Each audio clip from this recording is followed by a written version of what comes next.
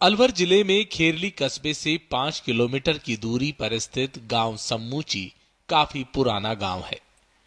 बुजुर्गों के अनुसार ये गांव भरतपुर और अलवर रियासत की सीमा पर बसाया गया था। कहते हैं एक बार बाणगंगा नदी के तेज प्रवाह के कारण गांव उजड़ गया था। बाढ़ का पानी उतरने पर गांव के स्थान पर टीला हो गया था। उसी स्थान पर अलवर महाराजा ने गांव को फिर से बसाया। बुजुर्गों का तर्क है कि ऊंचाई पर बसावट होने से समतल से ऊंची यानी समूची नाम दिया गया। पहले आज से 1000 वर्ष पहले भी समूची गांव इस तरह बसा हुआ था जो जिस तरह आज बसा हुआ है जी।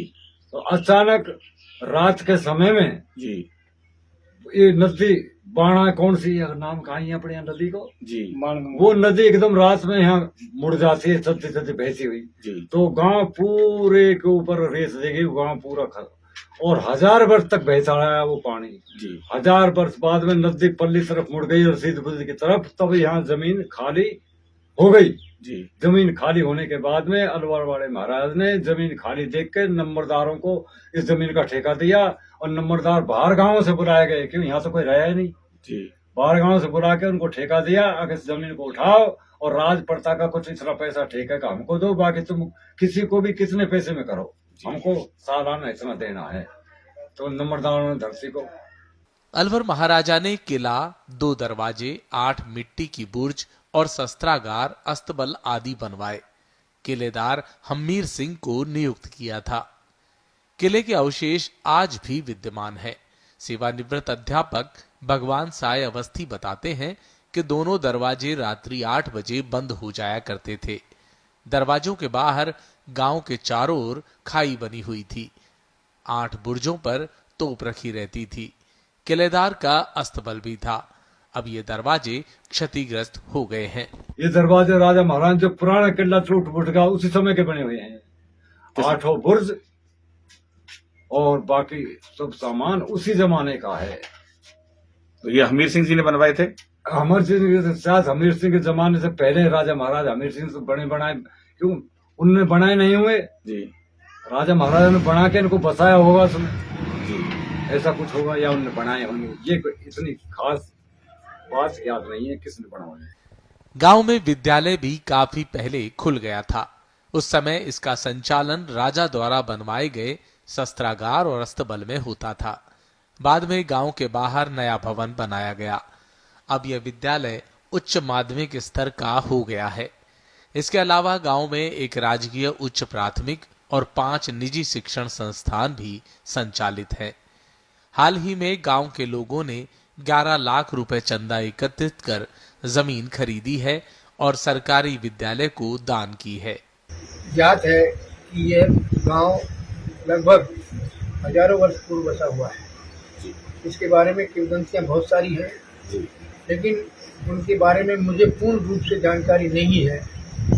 अब मैं आपको जो बताने जा रहा हूँ वो पूर्वजों के बताए अनुसार ही आपको मैं बताने जा रहा हूँ। हमारा गांव बहुत पुराना बसा हुआ है। पहले ये गांव दक्षिण दिशा में यहाँ से लगभग 2 किलोमीटर 1.5-2 किलोमीटर बसा हुआ था। उसके बाद में वहाँ नदी का बाढ़ वगैरह आ गई थी, बताते हैं ऐसा।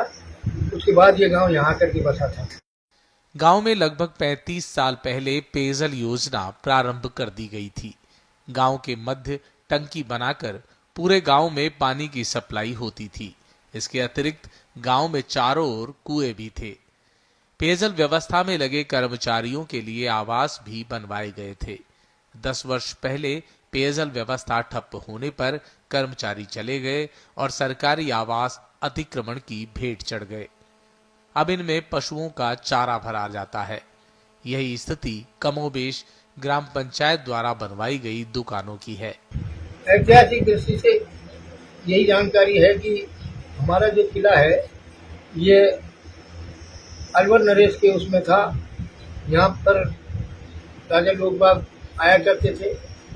उसके बारे में बताते हैं कि कभी अलवर नरेश यहाँ आए थे तो दरबार ने उनको गेट भी नहीं खोला।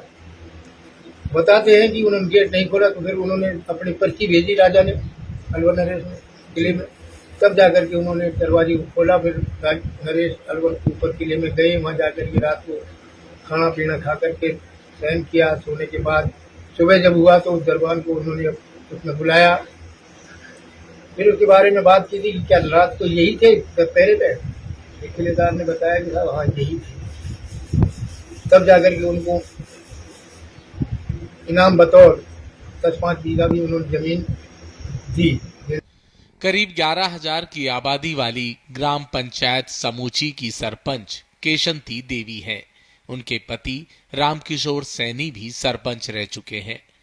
पंचायत के कार्यों की देखरेख उनके पुत्र मुकेश सैनी करते हैं। देखिए, अगर पहले का जो आंकड़ा देखा जाए तो यहाँ पर जो रास्ता थे वो काफी चौड़े थे, लेकिन पब्लिक के अतिक्रमण होने के कारण रास्ते छोटे हो गए। लोगों ने अपने घर को छोड़कर उन घरों के अगाड़ी जो ओटा बोलते हैं वो चबूतरा बना लिए हैं। और हमारा वैसे ये प्लान चल रहा है कि हम गवर्नमेंट के द्वारा राजस्व विभाग की तरफ से पैमाइश करवा कर और ओटो को हटवा कर और जो चबूतरे बने हुए हैं उनको फोड़ तोड़वा कर सुचारू रूप से नई सड़क बनवाएं। ये हमारा मानना है, क्योंकि जैसे एक साधन आता है तो दूसरा साधन बचने में काफी मुश्किल का सामना करना पड़ता है। पटवार घर भी अतिक्रमण की चपेट में था, हालांकि प्रशासन ने उसे मुक्त करा लिया है।